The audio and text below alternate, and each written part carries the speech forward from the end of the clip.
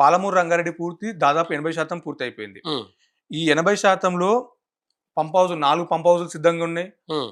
5 రిజర్వాయర్‌లు 4 రిజర్వాయర్‌లు నీళ్ళు నింపుకోనికి సిద్ధంగా ఉన్నాయి. హ్మ్. అన్ని సిద్ధంగా ఉన్నా గానీ గత ప్రభుత్వము పంట కాలాల కోసం టెండర్‌లు పిలిచింది. హ్మ్. ఆ పంట కాలాల టెండర్‌లు కూడా రద్దు చేసి ఈ రోజుకు తట్టడి మట్టి తీయలేదు. హ్మ్. కారణం ఏంటి అంటే ఒకటి ఈ ప్రాజెక్ట్‌కు డబ్బులు కేటాయిస్తే మనం మన జల్సాలకు గాని, మన ఢిల్లీకి మూటలు పంపాలనే ఒక ఉద్దేశ్యం. వాటికి నీళ్ళు రావనే ఒక ఉద్దేశ్యం. ఓకే. వాటికి సరిపోవనేటువంటి ఉద్దేశ్యం. హ్మ్.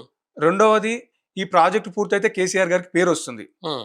మూడవది రావాల్సినటువంటి అన్ని అనుమతులు హ్మ్. తీసుకురావాల్సినటువంటి ప్రభుత్వము అసలు మొద్దు నిద్రపోతుంది. హ్మ్. గతంలో ఎన్వైరన్మెంటల్ క్లియరెన్స్ ఒకటి పెండింగ్‌లో ఉంది.